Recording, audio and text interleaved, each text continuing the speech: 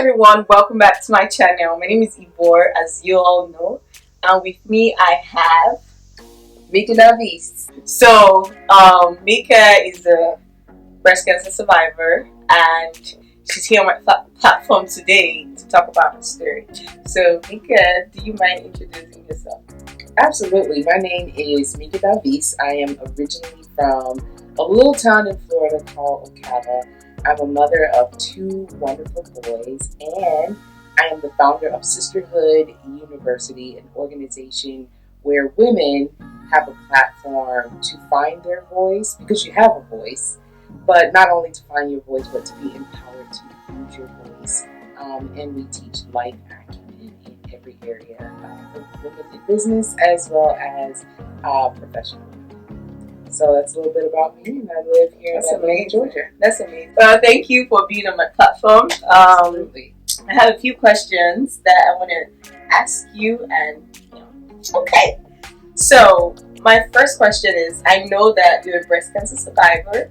How did it start? At what point did you realize that you had cancer, and what were the symptoms? So there were no symptoms. I had woke up. It was probably about 5 in the morning before I started the day, and I was just laying there, and I literally heard, and I know without a shadow of a doubt, it was the Holy Spirit that says, "Give yourself a self breast exam," which was so random. And it's interesting because you're told as a teenager, once you get your cycle, that you're supposed to give a self breast exam every time your menstrual cycle comes on. Mm-hmm. And you always ask the question, the world's famous question is, okay, I'm feeling, but what am I feeling for? What am I looking for?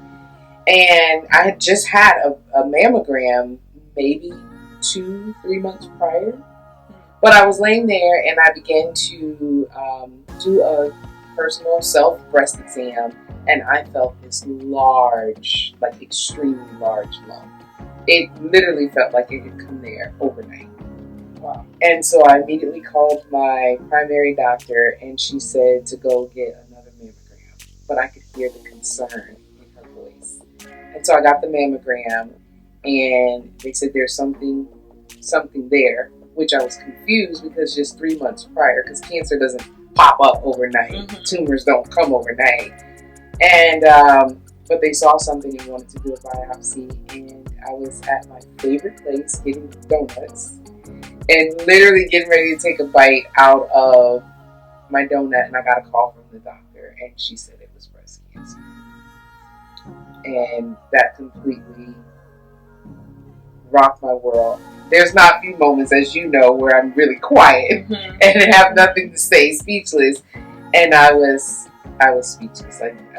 I literally felt like time had warped, and I was somewhere different, like outside of myself. Oh, wow. And when was this? This was June 3rd, 2020.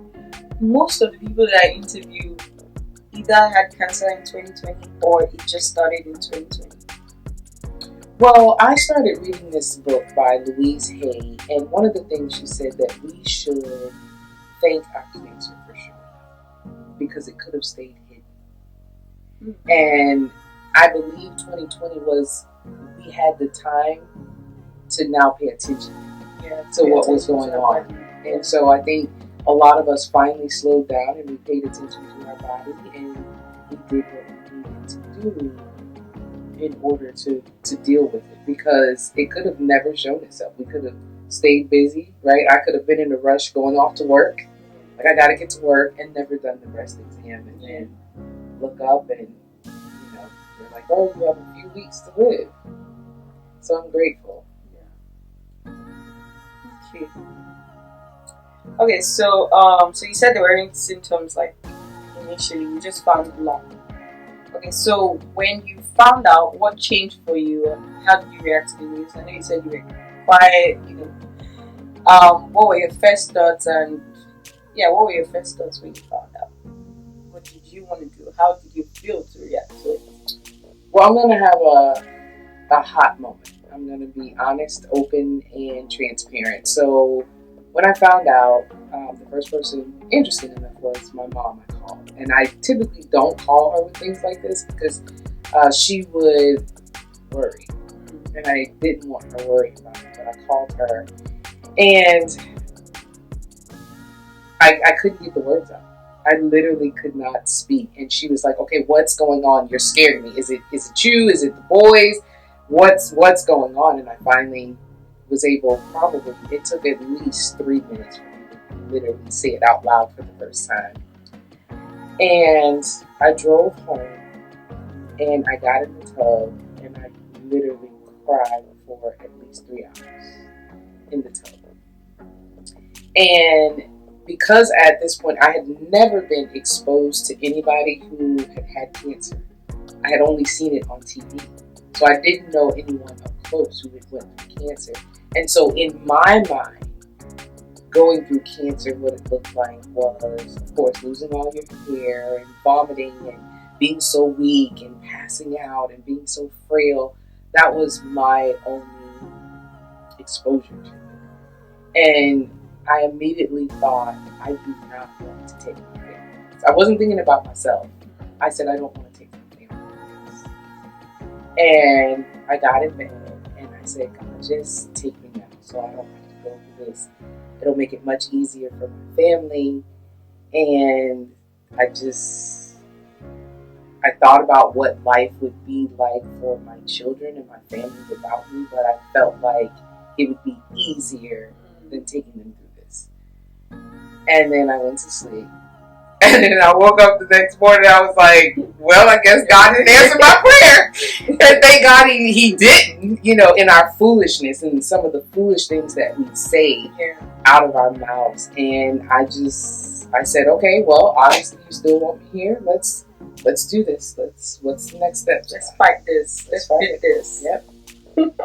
But that's a lesson there, because a lot of times we go through so much trials and tribulations, and we're just like, you know what, I can't deal with it. But I learned something. God never put you in a situation that you cannot handle. I mean, look at Job in the Bible. He went through so much trial. I don't think we've seen as much as what he went through, losing his whole family, having all the plagues and everything inflicted on him and all whatnot. But he still came out. He was still steadfast, and he still came out a conqueror.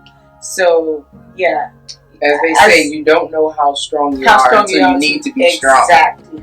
And what's crazy is I don't know why when you hear the words cancer, you immediately think death. I don't know why.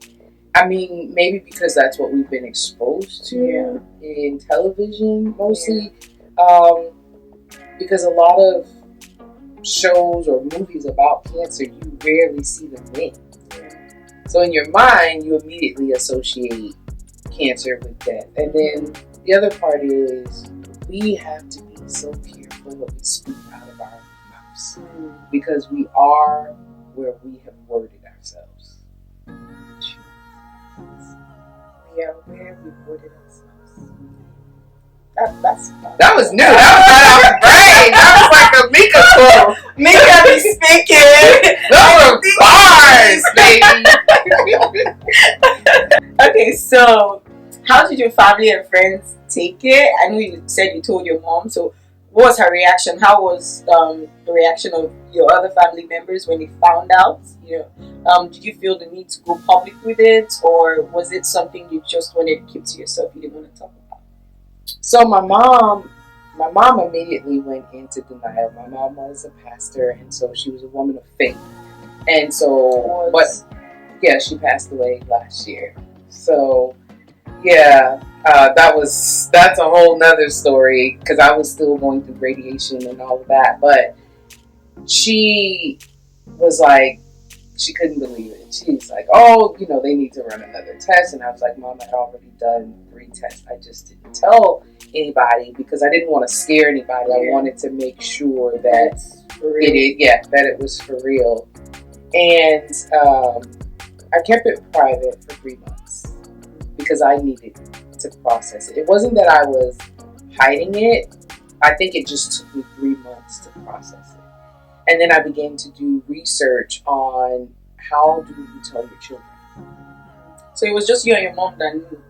Yes, at first. And so then I did my research on how to explain it to your children. And at that time, my boys were, I think Dallas was about 15, and Austin, they're 5 years apart, so he was 20. So they were older, but I still wanted to tell them in the right way, not just story. And my mom was upset because she did not want me to tell them at all. But I read in my research that it is better to tell them than if something was to happen to you and you die, it's much harder on the children when they don't know. And so I waited 3 months, and once I fully processed it, I was in my chemo journey. I had lost all my hair, and I did a photo shoot. And I was in the tub one night, in these tubs. that's where I get my bars. Is in the tub. Know, right? But the word shame undone came to me. And it was time, and I don't know if other women can relate to this, but I was immediately shamed. Like, okay, well, what did I do to get this disease? You know, almost as if, I don't know, maybe disobedience. I don't know, but it's this immediate shame that comes over you. And I was in the tub that night, and I heard the word shame undone. And so I decided to do a photo shoot, and I called it my coming out photo shoot, of undoing the shame of what it had on me for these 3 months. And I did the photo shoot, and then I posted the pictures on Facebook, and I wrote this story about shame being undone. But what it also did for me was it made me be comfortable and see the beauty in my face.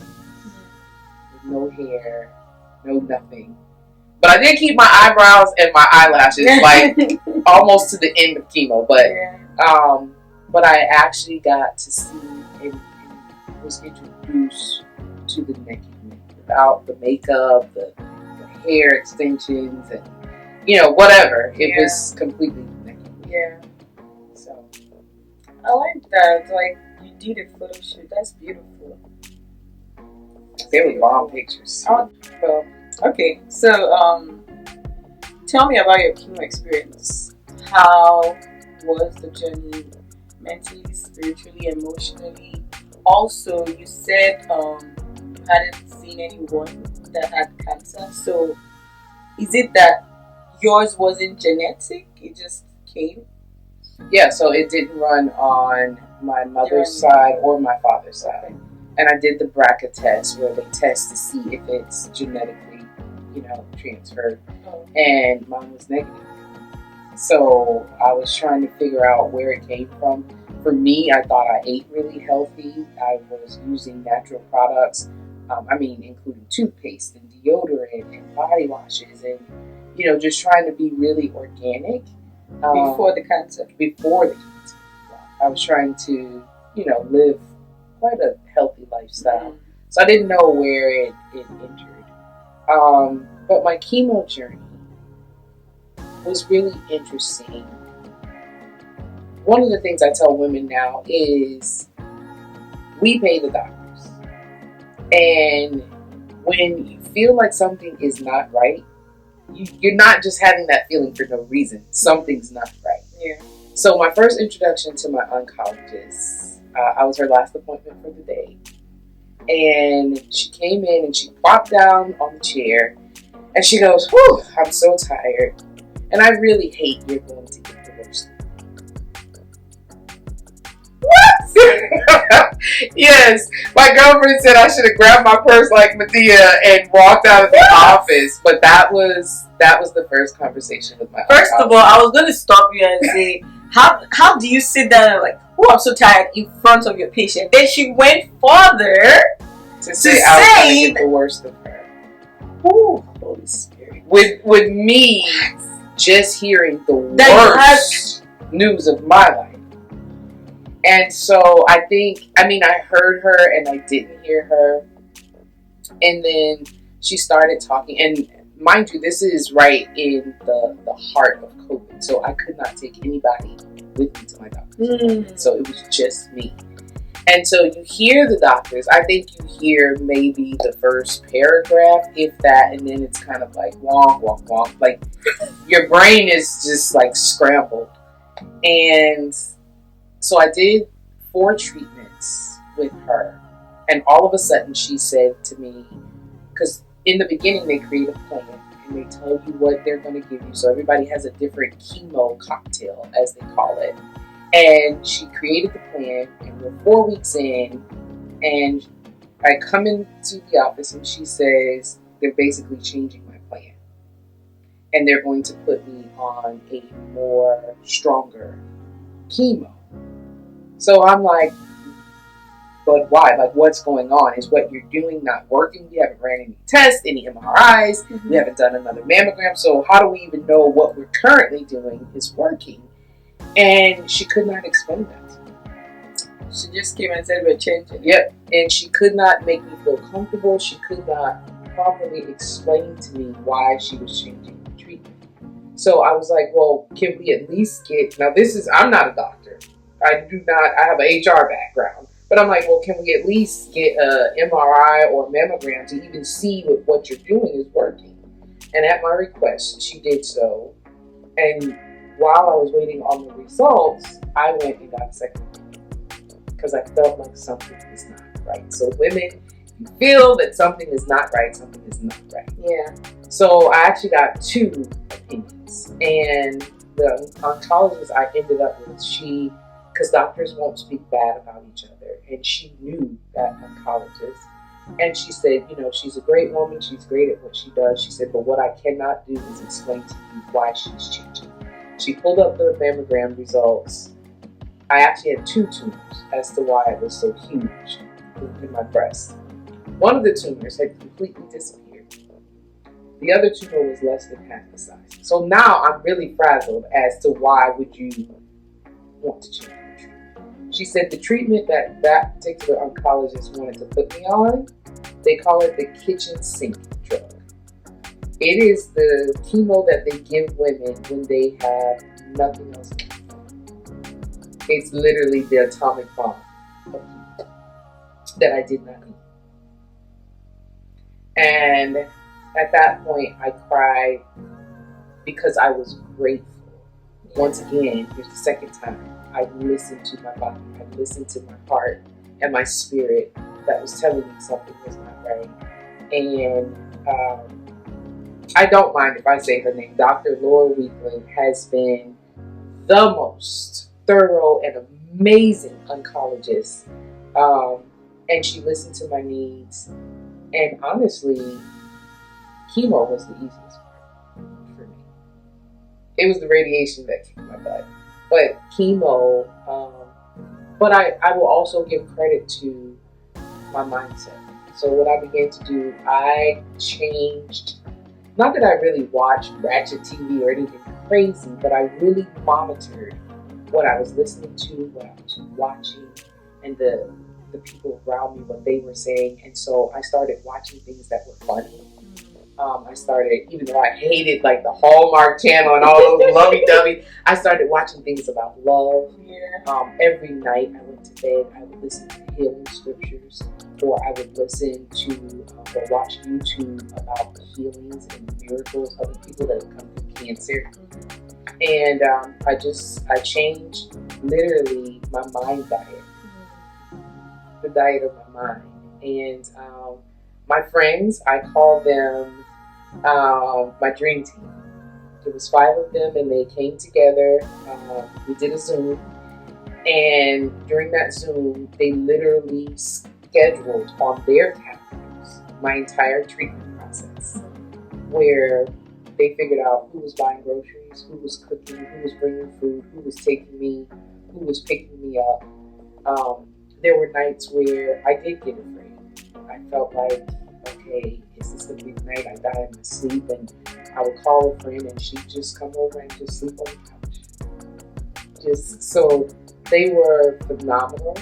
My doctor, she said, I've never seen anyone have a team like that.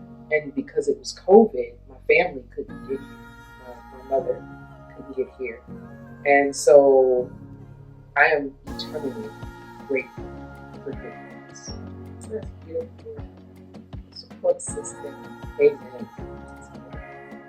So, first thing, you said that the chemo was easy, radiation. So, how many rounds of chemo do you have, and how many rounds of radiation? I can't recall the actual number, but I did chemo July to December. So several months of chemo, because what the surgeon wanted to do, and I'll get back to the surgeon, was put me through chemo first to shrink the tumors, so that when he went in to do the lumpectomy, which was the original plan, was to do the lumpectomy to shrink them, and then that meant less tissue he would have to go in and take out of my breast. So back to the surgeon. So the surgeon was the very first person that I saw who even recommended me to the first oncologist. And he said to me, she's someone I would recommend my wife to. So I went in with high regards, and he also had mapped out the plan. I changed oncologists. By the time I got to December and I did my test, they could find nothing. The tumors, both tumors, were completely gone. So obviously the chemo worked. So when I went to see the surgeon in December so that we could plan the surgery, he then tells me That's the mastectomy. lumpectomy. So I didn't have to have my breast removed. So wait, lumpectomy, is that like taking out the lump? yes.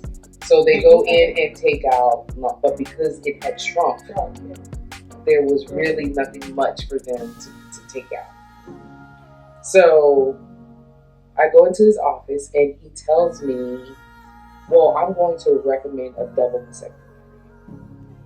And I was completely thrown because I was like, okay, once again, here we have another doctor moving off the plan. And I said, look, if I need to remove them, I will gladly remove them. But the original plan was to shrink the tumors, go through chemo, shrink the tumors, and then do the lumpectomy.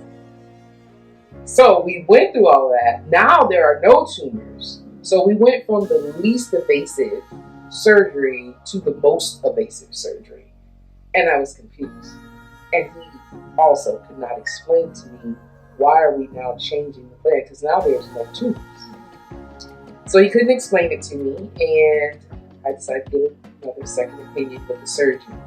And I'm really glad I did. And it was really random how I met this surgeon. I had some girls over to the house. One of the girls was in medical school, and her mentor was the surgeon that I ended up going to see.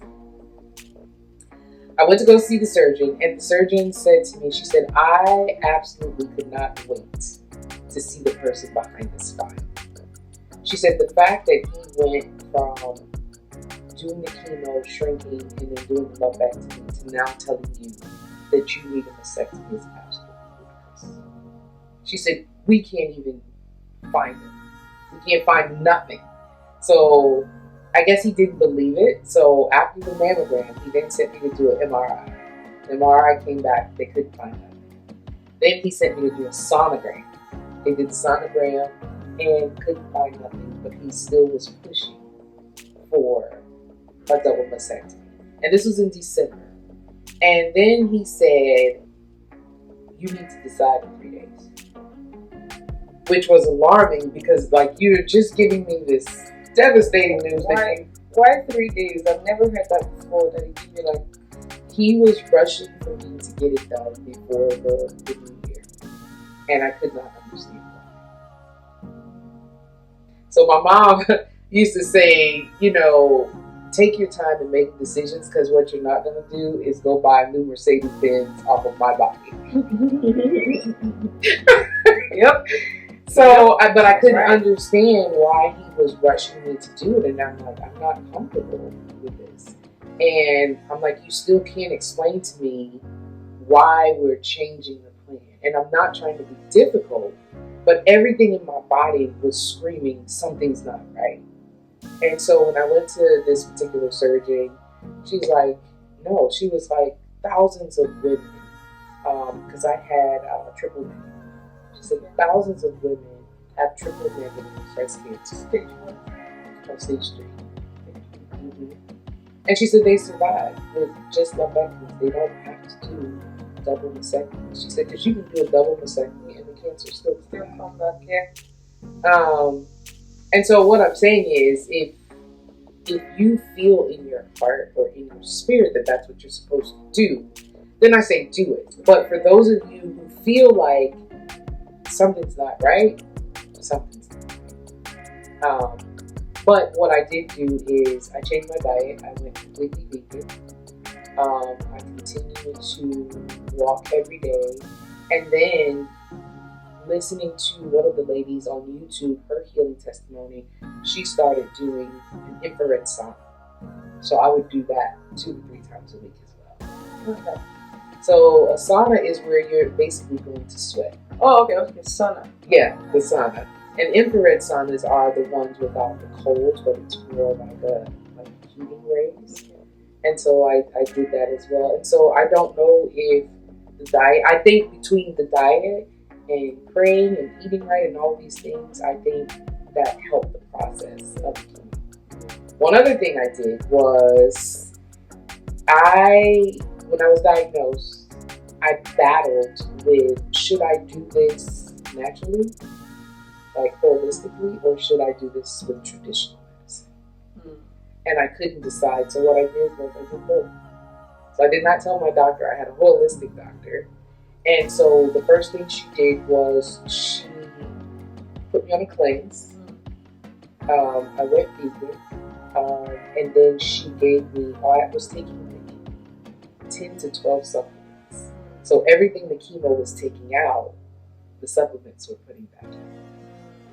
And they were natural supplements. And so the doctors were confused as to why I wasn't going through a lot of the things that typical cancer patients go through. Yeah. And that's because I changed my diet, which is something they don't tell you to do.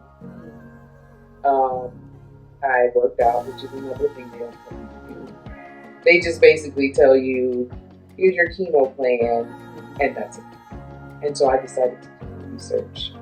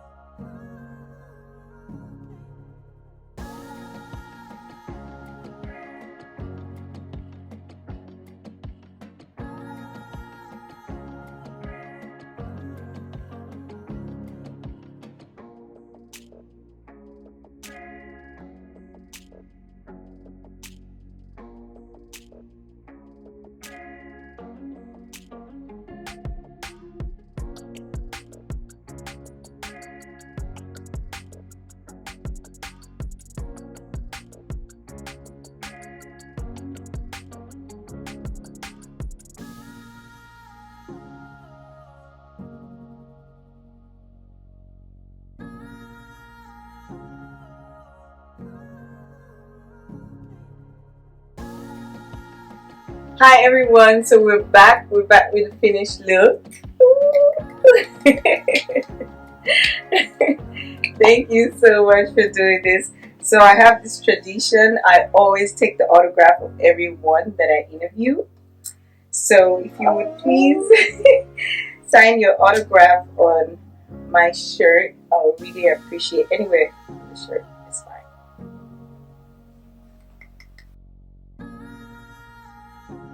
I have a gift for you. Oh! Don't open it now. Open it when you get home. Okay.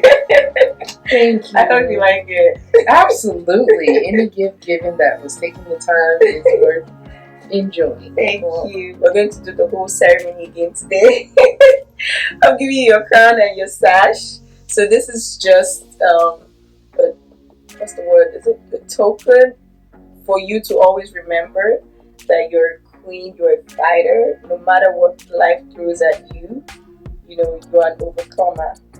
Right? There's this adage that says, I can't remember how to say it in Yoruba, Nigerian language, but it just means that whatever you go through doesn't define you.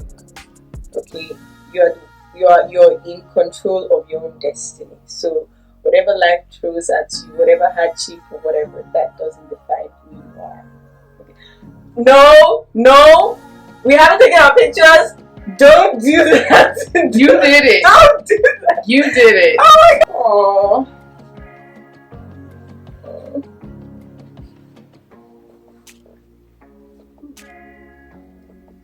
Don't worry, we did makeup that lasts all day, so no matter the tears, it's gonna stay. Well, let me go ahead and so from one queen to another. It's like my favorite part. Can you take off your hat, please? Thank you. So.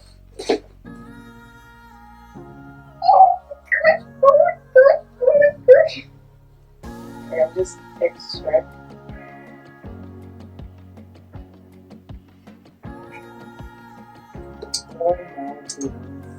Meka Da-Veas.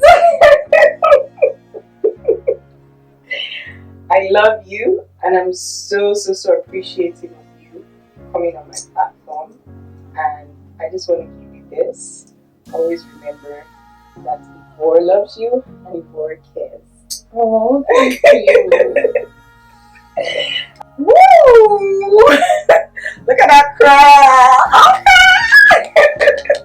So do you have anything to say to everyone before we get off?